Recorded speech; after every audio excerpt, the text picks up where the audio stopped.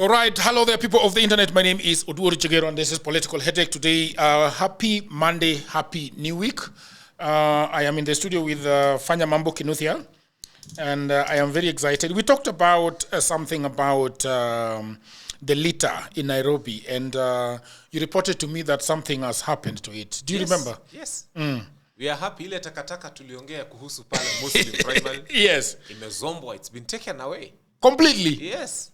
And people even shared photos with me. They shared screenshots. They said, Fanya Mambo, thank you for fighting for us because this garbage is finally out. Nilisema itolewe ipelekwe kwa mlango ya governor. Tuone kama itakaa. Yeah. Hawakupeleka kwa mlango ya governor. Wherever they took it to, walitoa kwa primary school store. So Muslim primary fraternity should be celebrating for that. Yeah. And I think that is the beautiful thing about platforms like this, because you can see the real. You should tell him about this road. You see this road? Yeah. His picture and his deputy's pictures up the road, saying that they have made the road, this road.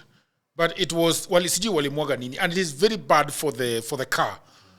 Because it messes the what is it called? The suspension, the bushes and everything like that. Use a car without bushes. Can you? Can you use a car without bushes? I think if we were to tell him specifically about everything, it's easier for us to just have a new governor other than tell, because if you have a governor, you have to keep telling where things are wrong every day, every time. Then you'd need a list. Because hata kwangu uko Dagoretti nimepoa vitu mingi sana that I need to tell people about. Yeah. So sometimes we just ignore some of these people and say we are going to replace them at the right time.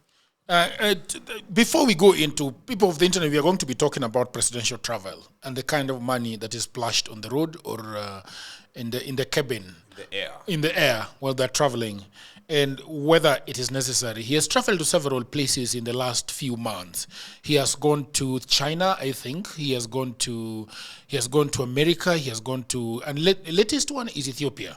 But I want to ask you a few things. Gachagua is launching a presidential bid to unseat Ruto. What are you thinking about it? I don't think there's a problem with him launching a presidential campaign. I have seen Eugene Wamala, for example, say he wants to be president. I have seen Rigathi Gachagua say he wants to be president. I have seen Kalonzo Musyoka say he wants to be president. I have seen Martha Karua say she wants to be president. So I have seen all of those lights in the opposition say that they want to be president. The beauty of the whole situation is this. It is beautiful because at some point they'll have to agree on who of them is going to be their flag bearer. And I think I told you that here last time. So they will look at who is the best placed candidate to unseat William Ruto, and they will settle on one. So let Rigathi Gachagua launch his presidential campaign. Kalonzo Musyoka did start his presidential campaign some time back. Every other person is going for the presidency, but I know at some point they will have to agree on a candidate. You know what I don't understand, and perhaps some clarification that I need, is that when he says that he's launching his presidential candidature, and Kalonzo Musyoka is saying the same, and Eugene Malolo is saying the same, the question I'm asking is, they are in this coalition, yeah? What is it called? The United Opposition. The United Opposition Front. I was thinking that they would be launching their bid to be the nominee, rather than each and every one of them saying that they want to be president. Or how does it work? That's what I don't understand. I don't know. I think they are following something that has happened in the past. ODM had something called the Pentagon, where Balala wanted to be president, Ruto wanted to be president, Raila Amolo Odinga wanted to be president, Musalia Mudavadi wanted to be president. And all of them formed what they called the Pentagon. And each of them was campaigning to be president. And then later at the summit of it, they settled on Raila Amolo Odinga to be their presidential candidate. Whatever formula they use, I think it is okay. Let them use whatever formula works for them. And then eventually, the most important thing is for them to agree on one presidential candidate. Do you foresee a problem where we are gonna have, like, they are going to start their squabbles?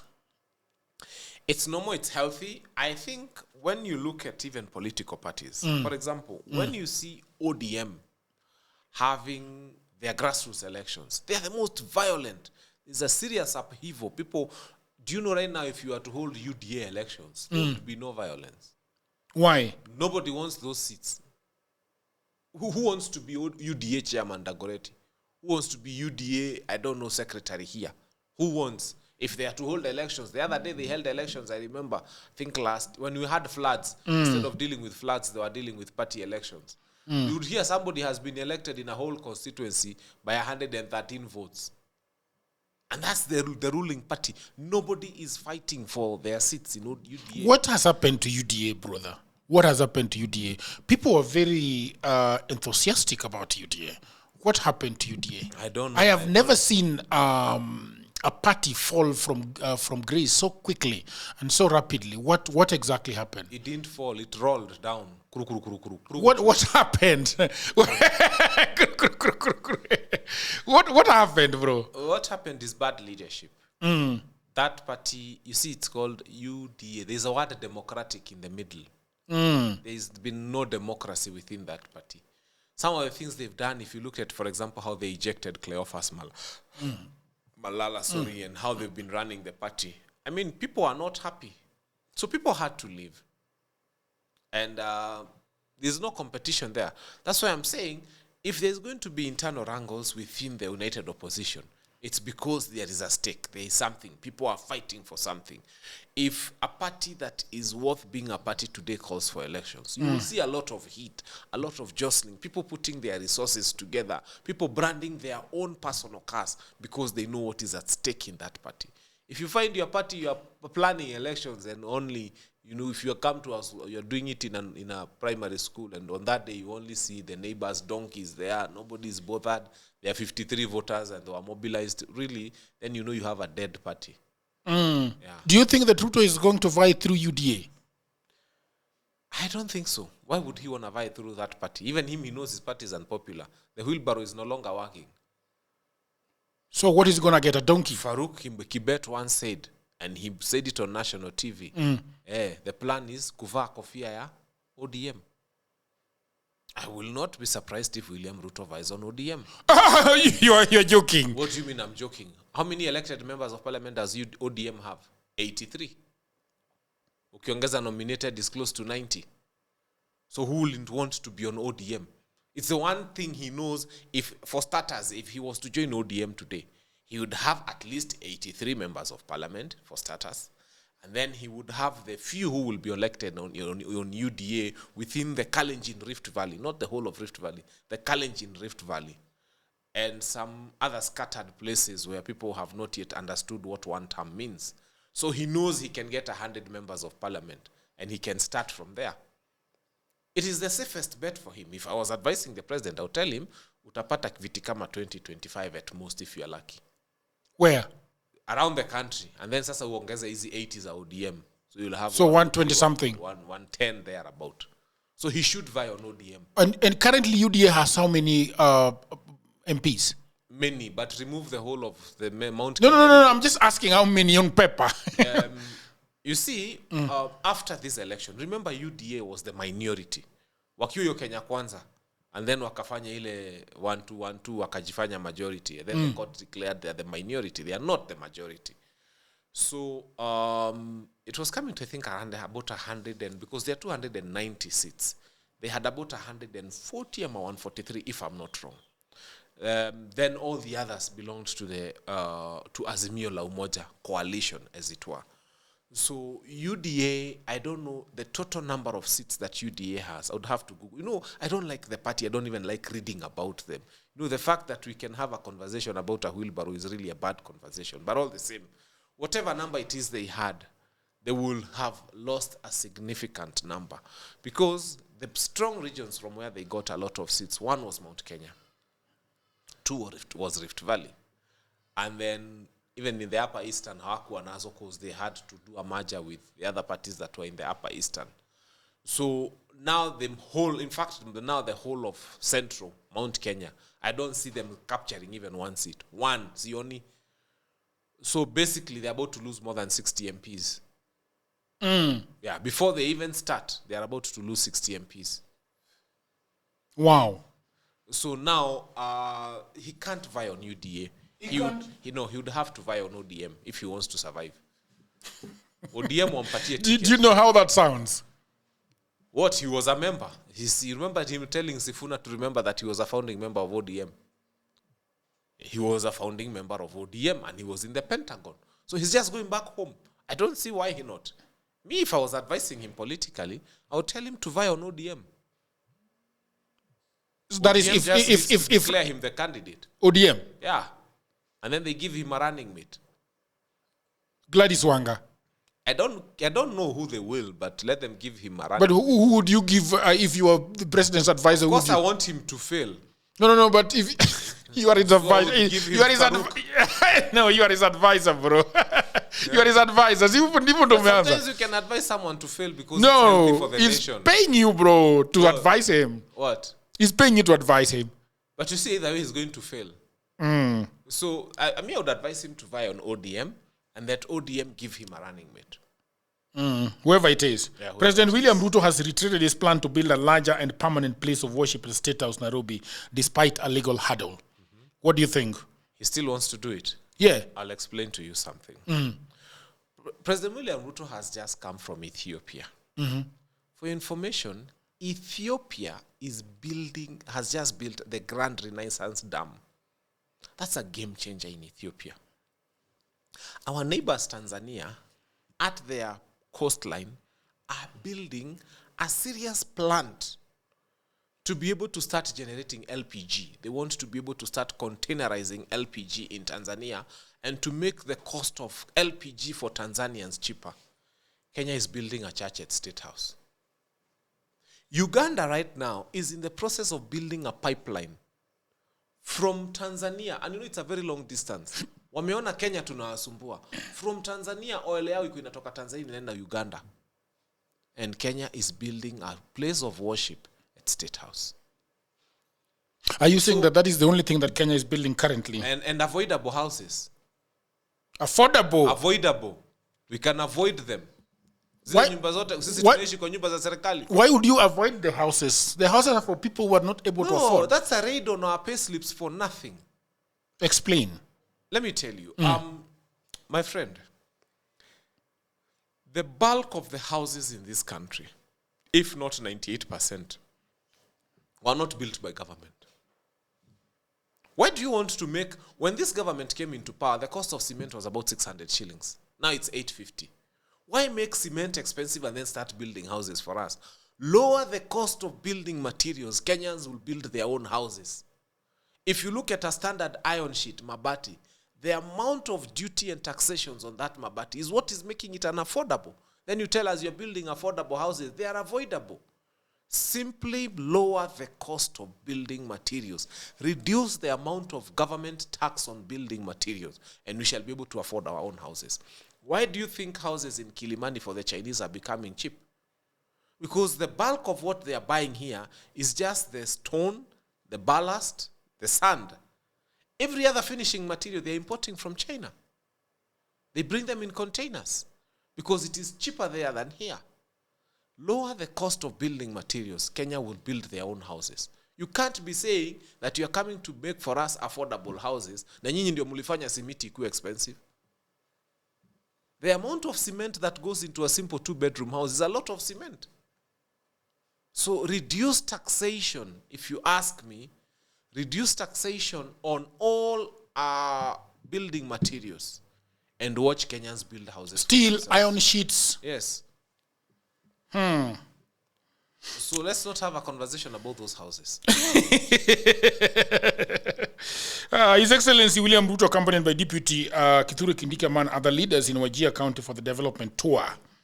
3 years into his tenure, the political ground has shifted from President William Ruto's feet. Regional blocs such as Mount Kenya and Western, which the president rode onto power and where the electorate voted for him, almost to a man in the 2022 general elections, have either disintegrated or rocked by divisions. You know, when you think about President William Ruto and the things he's doing, he's this president that... Have you ever noticed that you have a girlfriend you can't afford? Yes. President William Ruto, we have discovered the problem is not even his leadership style. The problem is that we can't afford him. He's too expensive for us. He is way too expensive for us. When you wake up and decide that to go to Ethiopia, you need to hire a private Emirati jet, and you wear the billionaire sunglasses, and you live that lavish lifestyle. Unajua ni kama ukuwe na house girl kwako umemwandika jagero. Alafu wewe unaanka mshahara ka 30,000. Unaachia house girl pesa kwa nyumba kidogo, unamwambia nunua mboga. Ukikuja unamuuliza ulikula lini lunch, anakwambia nilienda pale kwa mama samaki nikakopa tilapia 800 shillings. Unamwambia what? You ate tilapia for lunch? Yes, ya 800 kwa hii nyumba nilikopa, nikamwambia ni kwa jagero huku atalipa. And then you leave her, you send her to the market. All other house girls around that place are going to the market by using a matatu. She calls for an Uber, kwanza Uber X, ile kubwa. It takes her to the market, and then she tells them, wait for me here. She gets into the market, she shops for 2.5 hours. Comes and then gets into Uber X and rides. Akifika, anapeana details zako, anasema bosi yangu ni huyu atalipa. Unapigiwa simu unaambiwa, kuna bill hapa ya 2,300 ya Uber. You're like, what? Yes, what have I done? At your house girl went to the market. All the other house girls are going to the market in a matatu. Yeye ataendi kwa market, anaenda supermarket ndiko ananunua kitunguu na nyanya na you know all those things anabai kwa supermarket pale, the most expensive supermarket. Zinafungwa hivi zikipimwa na kale ka kitu zinauzwa na kg. Azienda kununua za mamboga like all the other women. That is the kind of house girl you have in your house. Now that is where Kenya is. Kenya is a poor country for now. Did you know that when the Pope needs to leave Italy to go to anywhere within the world, he uses Air Italia? He uses the Italian airlines. He just gives them a schedule. He tells them. And the Pope, the Catholic Church is, I don't know how many million times richer than Kenya. The Vatican is so wealthy, but they don't hire private Emirati jets for the Pope to go to where he needs to go. Kenya is this country that cannot feed its own children. Kenya is this country that cannot afford education for its own children. Kenya is this country that does not have capitation for schools. Kenya is this country that is borrowing left, right, and center. Kenya is this country that is indebted to the tune of 1.2 billion. When the Pope of the Vatican, one of the richest outfits in this world, is using Air Italia, your president, you as poor people, is hiring an Emirati jet to take him to Ethiopia to see a dam built by Ethiopian taxpayers' money without a loan, whereas pesa yetu ya Aroran and Kimaroer hatujui iko wapi. So the problem we have with our president is that we can't afford him. We've gotten to a place where we've realized we can't afford him. He's too expensive for us. We want a president who is okay with taking Kenya Airways. We want a president who is okay with reducing international trips. By the way, what was so wrong with them doing a Zoom link? I wanted your dam kutoka State House. Now, we also can't afford our president because 10,000 teachers are taken to State House. And each is promised 10,000? Yes, each is promised 10,000 shillings. Walikuwa wamejaa huko. And they'd become a praise and worship choir. But I thank God we saw images of them late into the night. Wako stranded, hawana fare. Kweli. You saw the other people from Meru the other day shouting outside State House. Hawana fare, hawakulipwa, pesa walidanganywa. Go to your phone, just Google people who visited Meru. Go to your phone, go to TikTok, just Google teachers who came to State House and whether they got their money and at what time, if they did get their money at all. Yeah. So this is a president we can't afford. We are here, look at these teachers. And by the way, I'm thoroughly disappointed in teachers today. These are the people we were hoping were going to give direction to our children. But now they are going to State House to sing two-term. Can you imagine a teacher who is teaching in a class? Okay? Hiyo shule haina school capitation. Hawezi kulipa supplies. Shule saizi inaandikiwa demand letters na mawakili. Some schools have been taken to court. I know of 4. In Central Region that have been taken to court because they were supplied with beans and mahara and mchele and whatever, and they can't pay. And then we have the primary school, we have the head teachers of those schools going to State House to sing that this is a very good government, two-term. Were they really singing two-term? Yes. What were they singing there? Do you think they were singing one-term? They were clapping and saying they are going to campaign for the president. The man who has said that he has no money to give to their schools, to give capitation for them, is the man they are going to State House to meet to say they are going to campaign for him again to become a two-term president. Anyway, let's look at that issue that you're very passionate about, the issue of the presidential trip to President William Ruto landed in Addis, Ethiopia on Sunday. For the second Africa Climate Summit, but not aboard Kenya's official presidential jet. So we have a presidential jet. Yes. That he can use. Yes. They are saying it's old. But he decided to go with the Fokker 70, F-70. Kenya's long-serving presidential envoy is currently in the Netherlands undergoing a VIP reconfiguration. They say it's not there. Okay? Therefore, with the jet grounded, State House turned to Gulfstream GV T7 Triple V, ordered by Skymark executive to ferry the head of state to Ethiopia. According to preliminary reports, the aircraft was hired through offshore business connections in San Marino. Is this the same thing we are talking about? Yeah.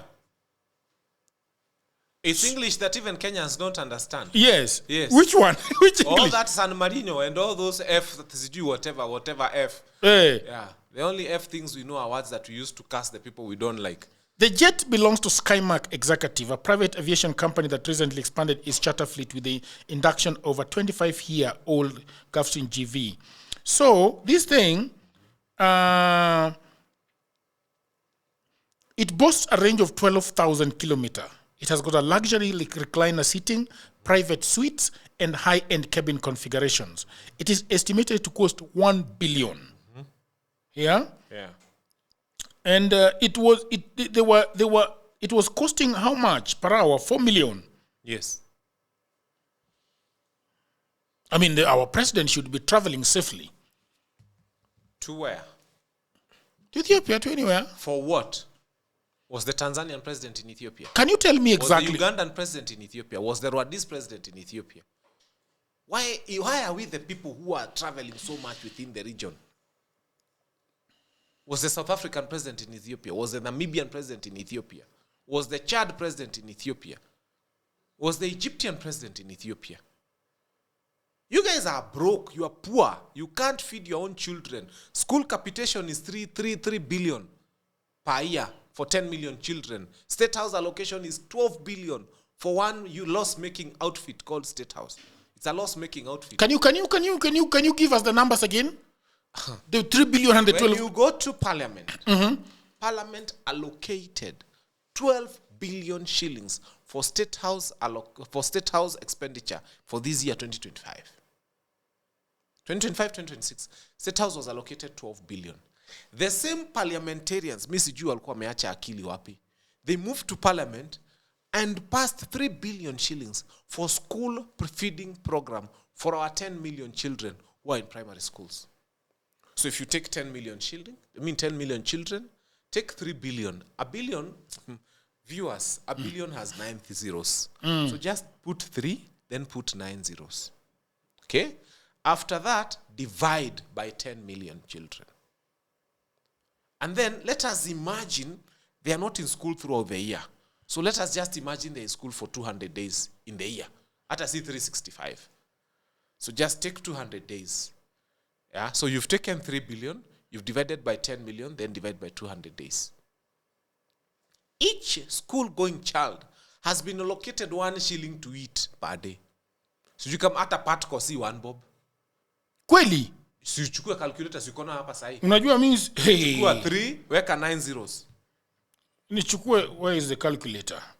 Wacha ni calculator. Calculator is there. So what do I do?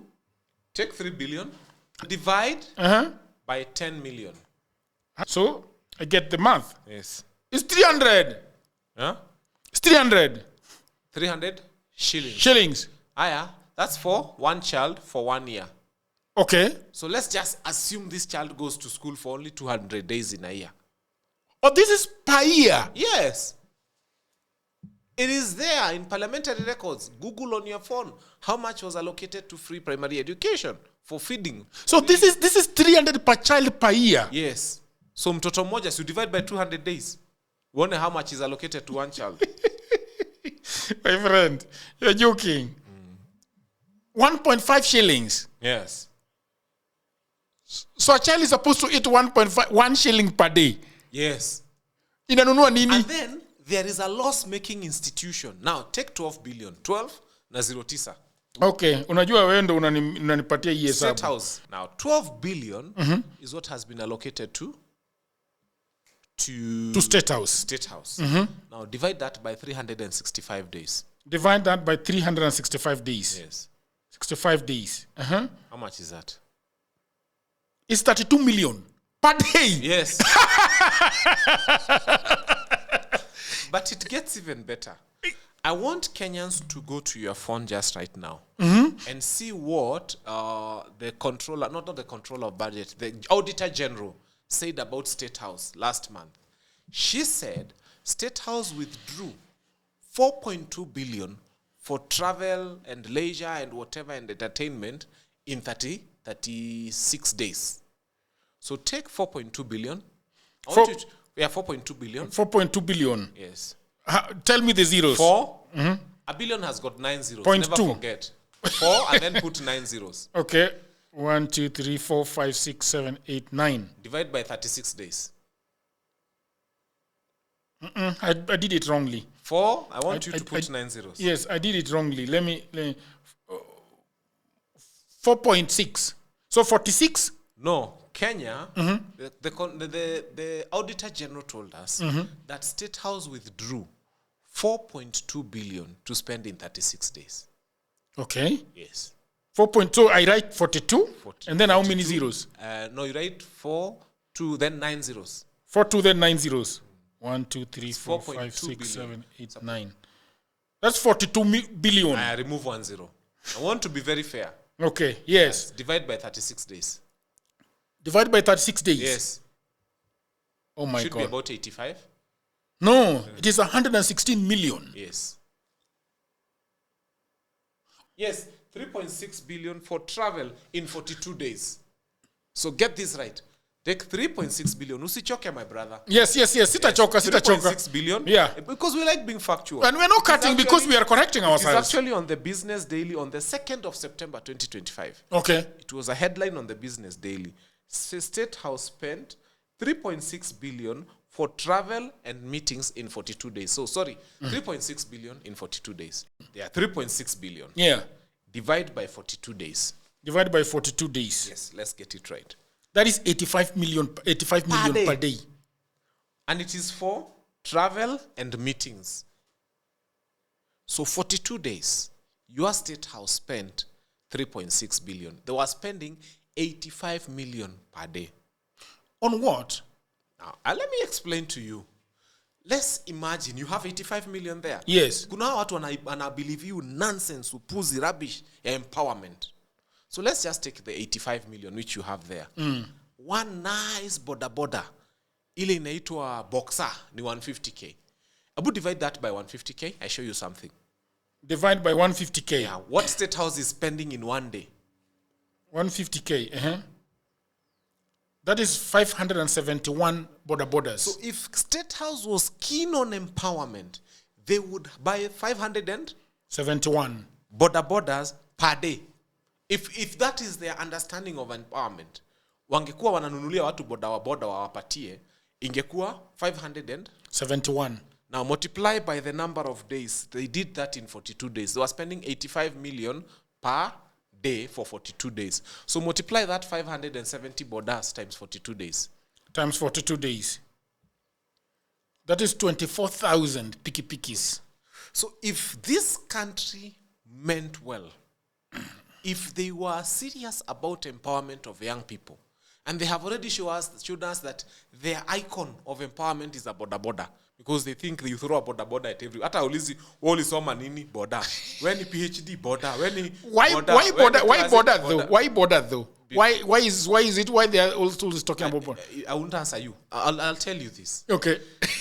So those would have been 24,000 borders. Now Kenyans, that is what Kenya spent in 42 days in travel. 24,000 borders. Yes.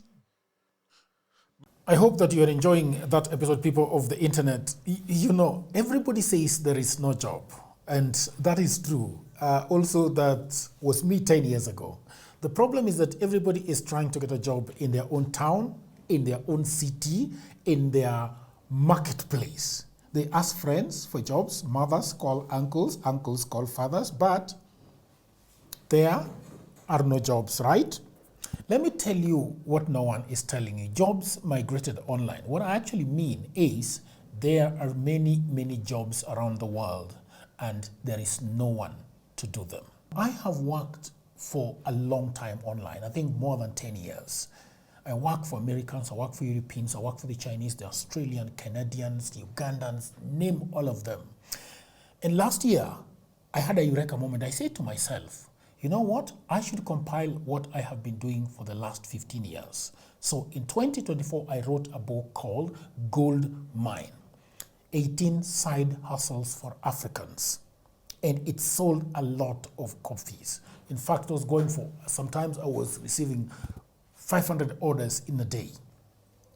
In 2025, something happened. AI came. I think in 2025, AI came. AI came in 2024, but in 2025, it is here with us. And people say AI is taking away their jobs. And for me, I'll say false.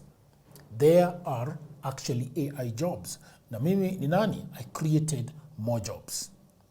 We now have in my book 25 online and offline side hustles that you can do anywhere in the world, whether you are in the village, whether you are in your small town, whether you're in a marketplace, whether you are in your house, you can do them. In this powerful volume 2, I share 25 new actionable online hustles specifically researched and tailored for Africans.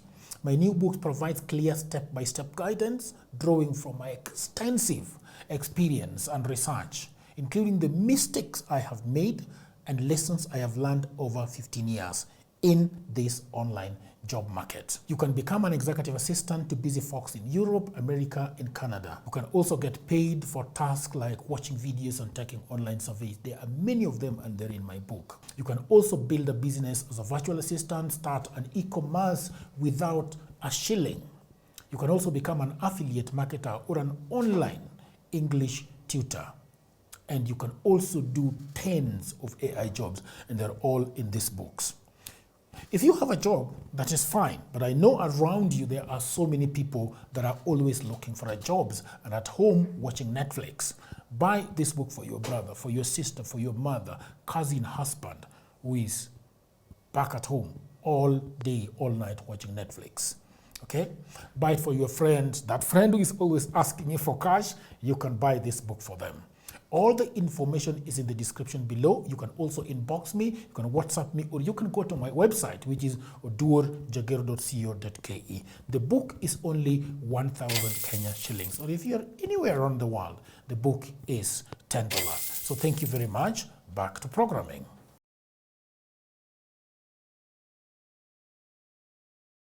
But I will take you back just one step. Because I did my research. I like doing my research before I come to you. Otherwise, I'll be useless making noise here for nothing. You told us something about the presidential jet. Yes. Yeah? Today nataka tu tufanye hesabu na wewe. Hesabu ni sawa. Hesabu ni sawa. Just Google for me. How old is ile jet ya US inaitwaje? Ile inabebanga president wa US. Is it there is Marine Air One Force and then One. Air Force One? Just check how old is Air Force One. I'm sure it's 35 years old. How old is Air Force One? How old is Air Force One? It's a Boeing something.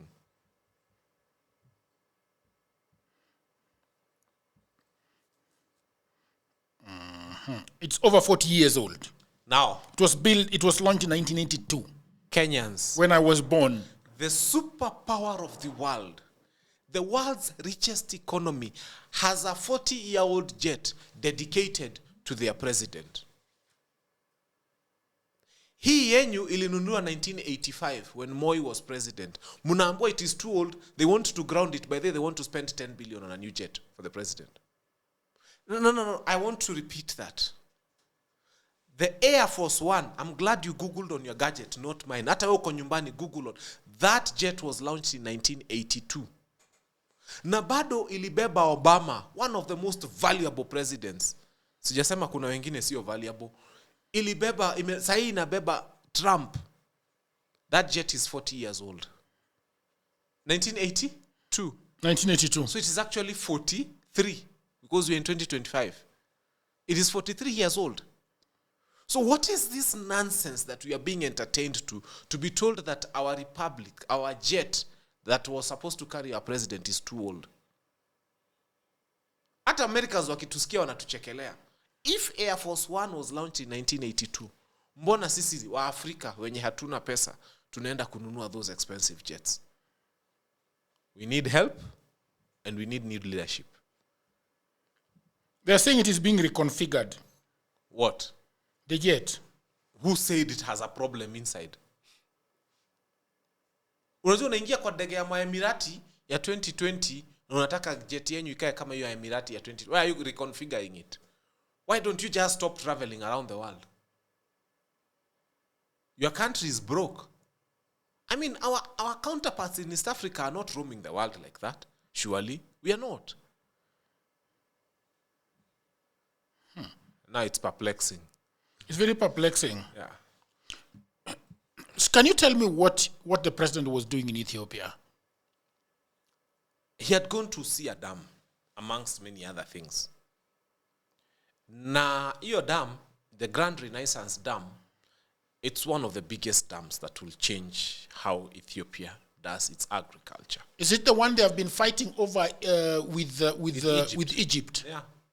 About water that flows through their country, but they are being told there was a Nile Treaty, they can't use it.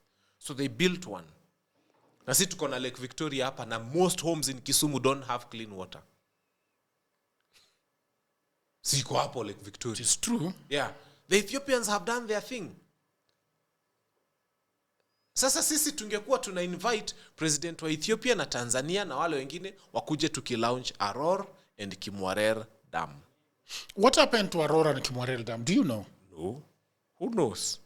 No, but what was the idea? The idea was to make people have drinking water. The idea was to make the people of that region have water available in their homes. We don't have it. And I'm not saying we build homes, by the way. I mean, build dams, by the way. I'm not an advocate for dams. Why do you have a problem with dams? Did you know that the amount of rainfall you get in a year on your roof is enough to sustain you for a year? To sustain you for a year. Really? Yes. It's just that we want to do things the way the world does. If I was governor of Nairobi today, one of the first things we would do is we would change the building code. And say for you to get approvals, for each this number of square feet of house, you need this number of storage of liters in the underground or in the roof of water. So that, for example, if you're building a 3-bedroom house, we say you need to have a 20,000 liter capacity. Hizo ni tank mbili tu za 10,000. You can sink them in the ground za plastic. Because the rain you get in one night, 2 nights, 3 nights, fills 20,000 liter tanks, 2 of them. So why do we need dams? It's like we have a contract with the Indian Ocean. Kukinyesha, all our water flows down. Munazanga complain, drainage block, magic. All the water from our roofs, we waste it. So this problem that we are having with the floods in Nairobi, if you are the governor of Nairobi, you'll fix it. You start from approvals. You don't approve a house that doesn't have storage for water. Sasa Nairobi wanaendanga, umeiona lori za Nairobi water? Malori zinazunguka huku zikipelekea watu maji. Why? And you approved those houses. Why don't you first change the approval standards and say, for us to approve a house for you, it must have a storage of this amount of money, water. It's a construction cost. So when you're building, you say, I've added 250,000 for the storage tank. And then every other home will have water stored for it. All the rain for water. Hata kama hautakunywa, mnaweza sema you argue, maybe it's not clean. Iya kanjo ndio safi. But at least it can wash a car. It can wash the house. It can flush toilets. It's a starting point. And then so that if you are to get any other water from any other source, then that can be used for cooking. The bulk of our water, by the way, is not what we use for cooking and drinking. That's a very small fraction. When you think about it, you'll take about a liter or 2 per day. Exactly. And even if you use it in your food, hata sisi wenye Wakikuyu tunapenda kuweka soup, haipitangi 1 liter. Haipati. Yeah. So all the other water you use is for cleaning, for showering, for washing clothes, and for washing your car if you have a car, and for washing the compound. So as a nation, one of the reasons we are having those problems is because from planning perspective, we lose it. So don't go and launch dams. Start a program of saying we shall have storage in every home. We shall not lose all our water to floods, to the drainage, to Indian Ocean, and then start complaining about not having water. Very, very interesting. Yeah. I wonder, what I don't understand is that if we are giving State House 12 billion and we are giving our children 3 billion, yes, I don't know, how do we fix it? From where I want to be member of Parliament for Dagoretti South. Because someone in Parliament should have seen that this is a problem. Before we even blame the head of state, those budgetary approvals were done in Parliament. Someone in Parliament, 290 of them, this time round, hata wale wazuri, naweka kwa your box. How did it not occur to your brains that you cannot allocate our children 3 billion for school feeding and allocate the president 12 billion for State House? How did it not occur to your brains? How? And how about the other things that they allocate to schools? The capitation that you keep talking about, I don't. Do you have a good understanding of it and how it should happen properly? Because I am thinking, if the government because the State House was given 12 billion and they can withdraw it whenever they want, it is always there. Why is it that the one for school is not there? It's never there. Let me ask you. Government runs a school. School A. Call it Alliance. Then they tell you, the taxpayer, to pay taxes. And then once you pay taxes, they tell Alliance to charge you school fees. And then they use your taxes, if they do, because most of the times they are not, to give to Alliance High School. I have sat here and I've tried to think, what is wrong with our institute? What is wrong with this government? What was so hard in government saying, from the beginning, first to me, abolish school fees? I mean, why create school fees and then look for money to come and give to schools which belong to the government? I don't know whether it's making sense to you. You create something called school fees. That everybody should pay. That everybody should pay. And then you come to Kenyans, you tax them money, and then you take the money you've taken, and then you take to schools that belong to government, and you give them, and then you say now you're helping them pay fees. In a proper working with people with heads, how is it supposed to work? Even when you think about it, it gives you a headache. Why don't you just come and say, this is our school, we are government. Okay. Vile nyinyi kaa serikali mutaenda kusort na mashule zenyu is none of our business. Why are we involved in knowing how much money government is giving to these schools so that our children can get education? They are your schools.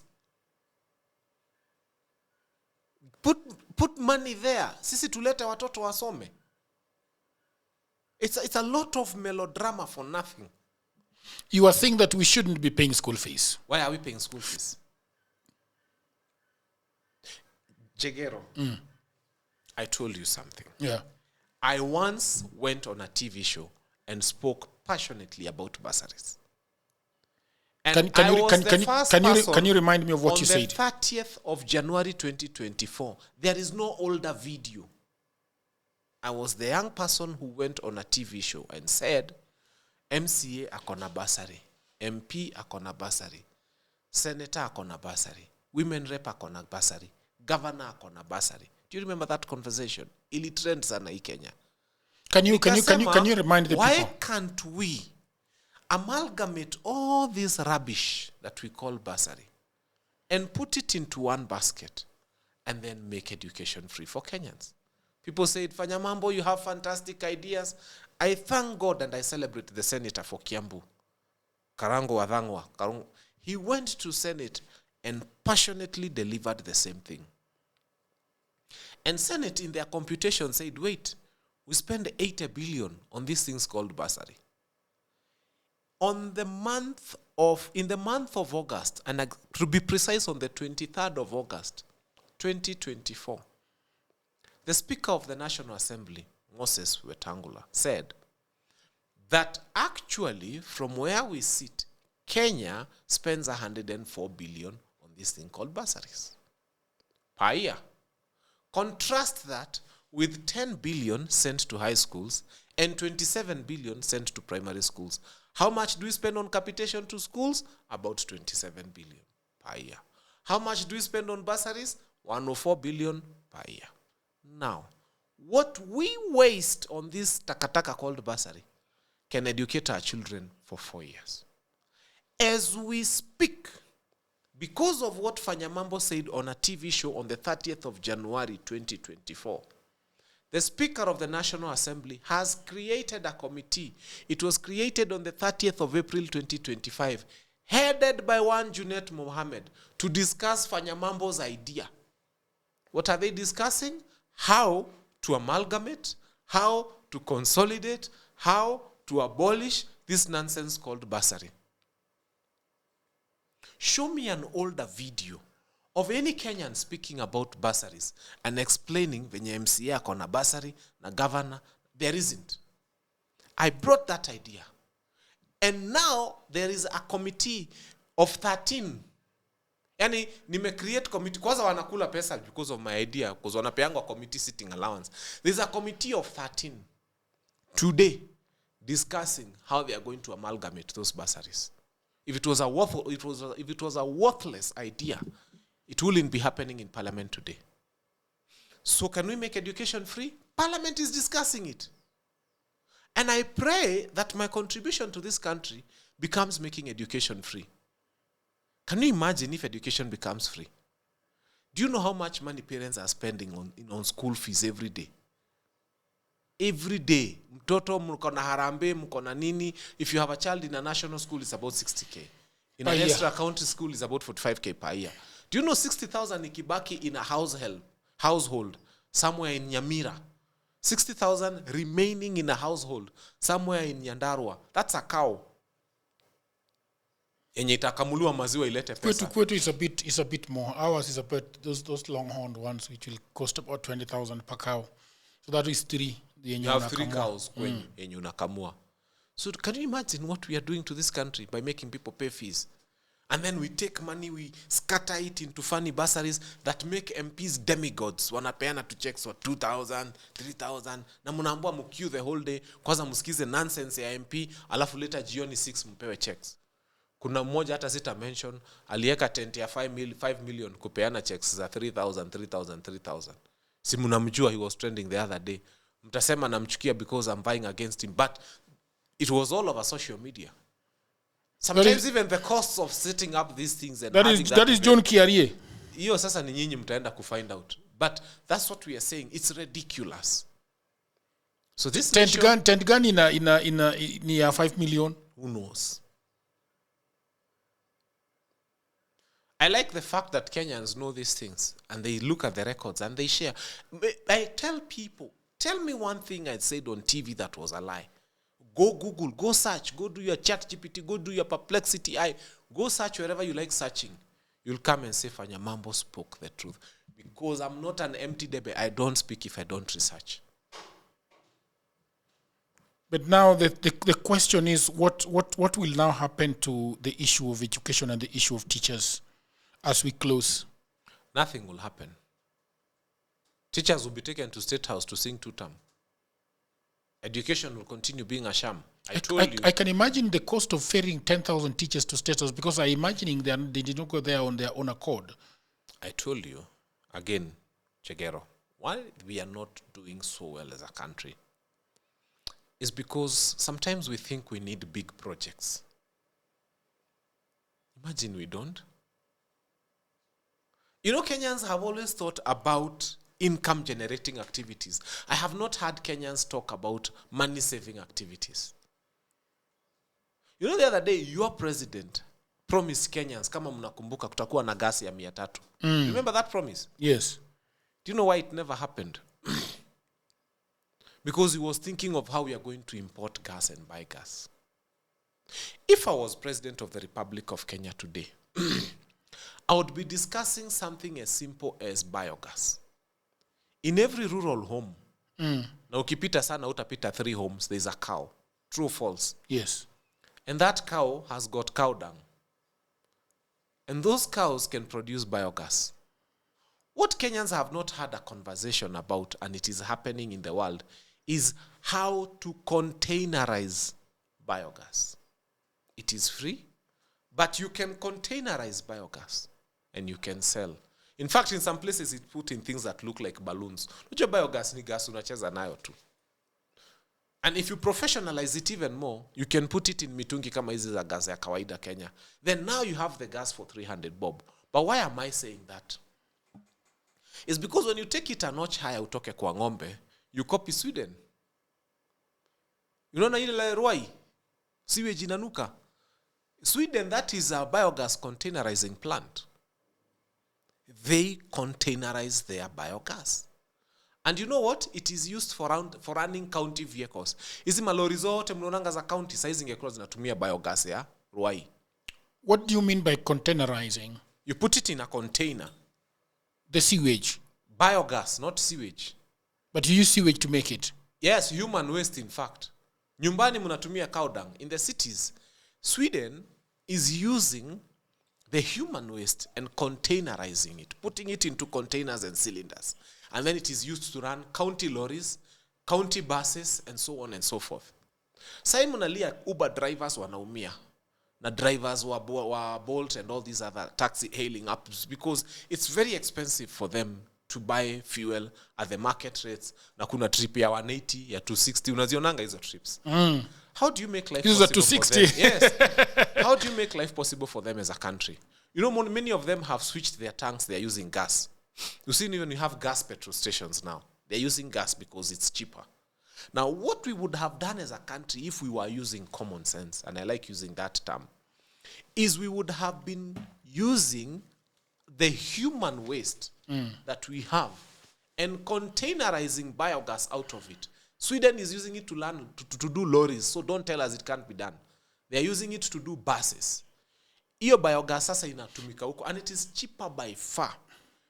Iyo waste yote iko Ruai sahi. Iyo ingekuwa plant ya biogas. Tungekuwa tunachan mitungi.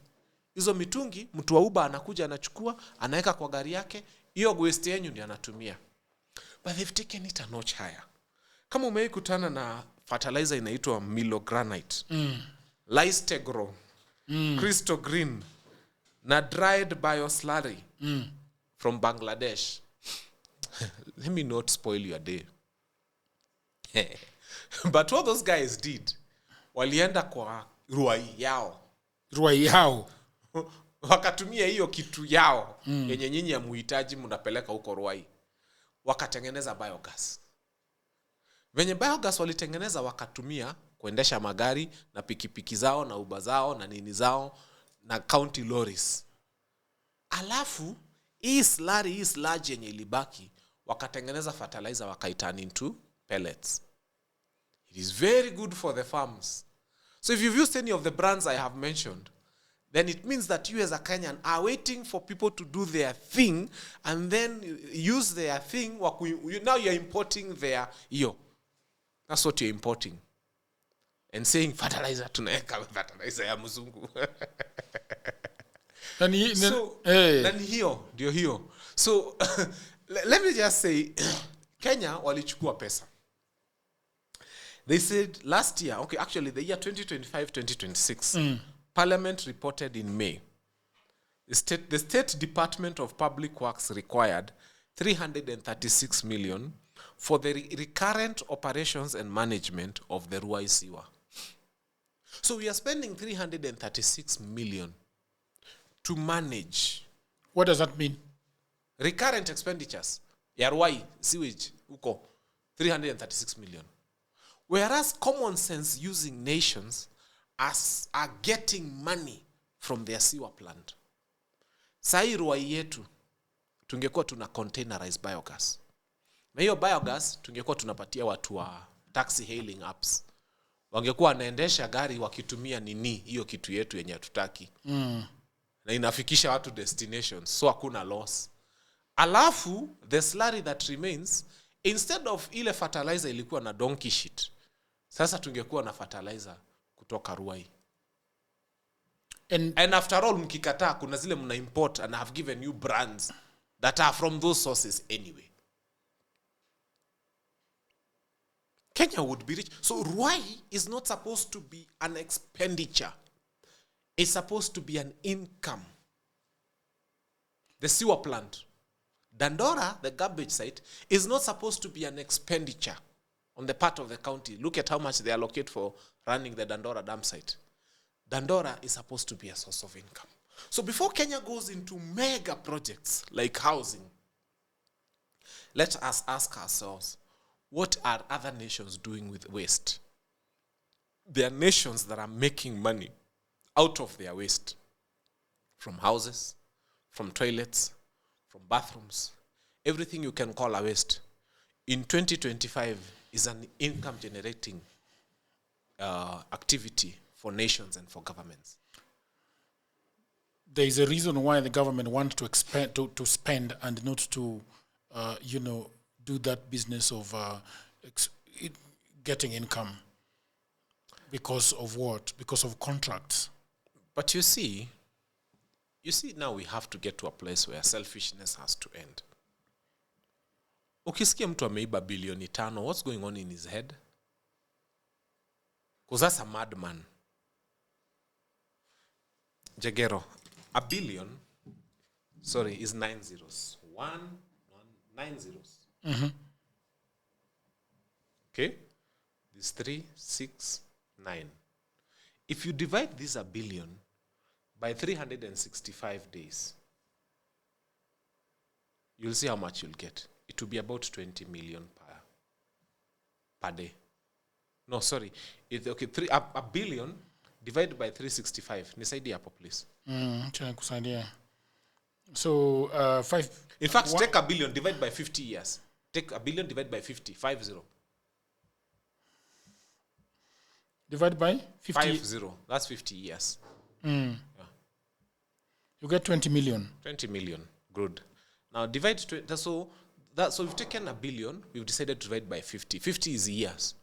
Yes. Take a billion, divide by 50 years. So per year is 20 million. Now, divide 20 million by 365 days. By 365 days. 54,000.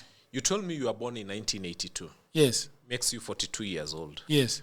Add 50 years to your age. How old will you be? 90. 92. Acha kujinyima mbili. You'll be 92. Yes. Wewe naona kama utakufa na 105.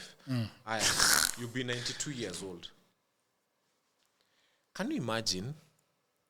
Now, we've said you take the 20 million, divide by now 365 days. Yes. Please help me. Yes, that's 54,000. 54,000 per day. Per day. So, Jagero, what you do is you wake up in the morning, you go to your house, you take 54,000. You go and use it. Ikibaki, unaanza kutupa kwa hewa. Because tomorrow, you'll take another 54,000. And you will do that for 50 years. Now, there's a 60-year-old idiot stealing 5 billion, 10 billion, 20 billion, 100 billion. Are you understanding what I'm telling you? Yeah. I'm sorry for using the word idiot. But if you are 60 and you are stealing 5 billion, you are an idiot. Because I'm challenging you now is take 54 times 5. You have 200,000 shillings available for you every day for 50 years. No, for 60. You'll be 110. You are a big idiot. Stop stealing. You are the biggest, fattest idiot that ever existed. When you find yourself with 5 billion stolen from taxpayers' money, what will you do with 200,000 per day for 50 years? Unachukua 200, ikibaki, unatupa. Unapea anybody who needs money. Because tomorrow, there's another 200,000 available. And you will do it for 50 years consecutively. Na kuna pumbavu inaenda kuiba 5 billion at the age of 60. 10 billion at the age of 60. Wow. Thank you very much, Fanya Mambo. You do mediation, right? Yes. For people who want to get your services, how do they get you? We run a firm called Kilimani Mediation Center, and there are 2 things we do. Actually 3. The first one is we train people to become court-accredited mediators. Okay. And I've always told people that you don't need to be a lawyer to become a mediator. Really? Yes. An architect can become a mediator. An engineer can become a mediator. In your respective field? No. A historian can become a mediator. A literature teacher can become a nurse. I want to become one. Yes. So what you do is, I've always told people, you do something called the 40-hour training in mediation. Bora you have a first degree in anything. The 40-hour training in mediation is, imagine unaanza Monday, unamaliza Friday. So we teach you mediation. Once we have taught you mediation, then we hold your journey. It's a 3-month mentorship program where we do some cases together with you so that you see how it is actually done. Then we help you fill judiciary forms. You do an interview with the judiciary. If you're accredited, you become a mediator. I'll tell you why a plumber can become a mediator. There will be disputes involving construction where a lawyer may not be very good at. I once had a dispute for a medical issue. A nurse was able to understand it better than myself. And because mediation is helping people to speak and to understand one another, we were able to do that case very easily. So any person from any profession can study to become a mediator. The judiciary has accredited nurses.